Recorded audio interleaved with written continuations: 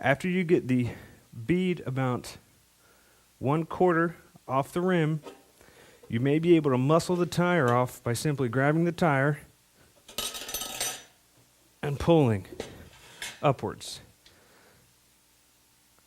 The drop center is in the very center of the rim. If you notice, the bead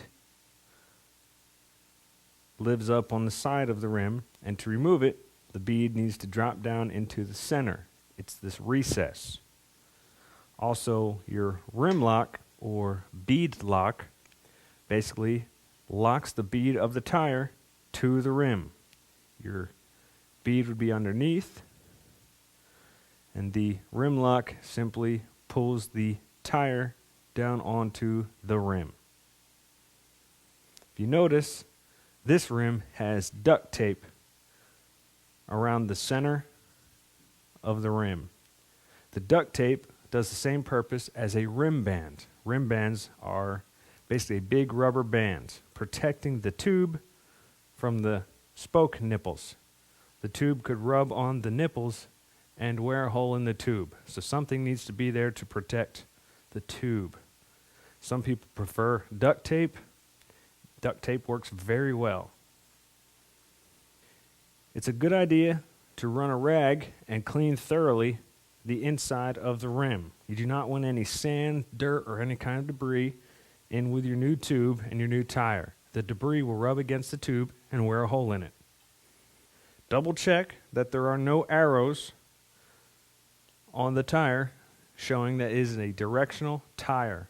Most dirt bike knobbies are not directional, but pay very close attention. Some of them are. First, I'm going to use my lube and lubricate one side of my bead.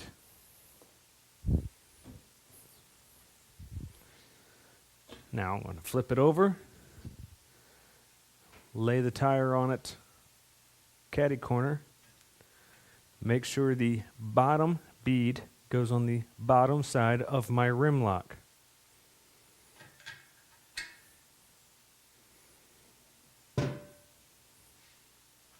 I like to stand on the side where my rim lock is, put a little pressure, weight against the tire, and push the tire onto the rim.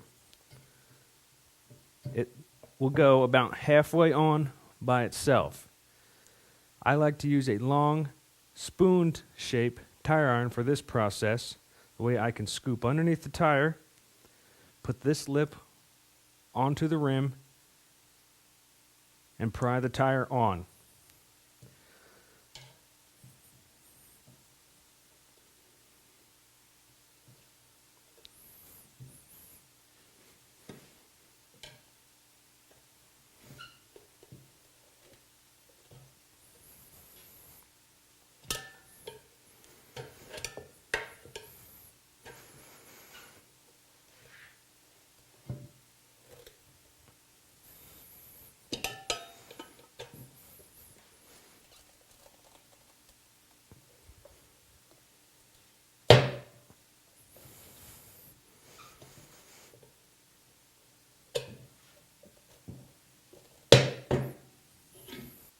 If you're going to reuse your old tube, it's a good idea to thoroughly inspect it, especially around where the valve stem area.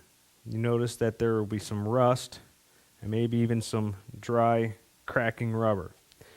If it's dry, cracked, or very rusty, I would throw the tube out and just get a new one. Also, look for any parts of the tube that look like they have been rubbed on constantly. If there's any excessive rub marks, I would just throw the tube out. Some people like to install the tube with no air. I like to install the tube with a little bit of air.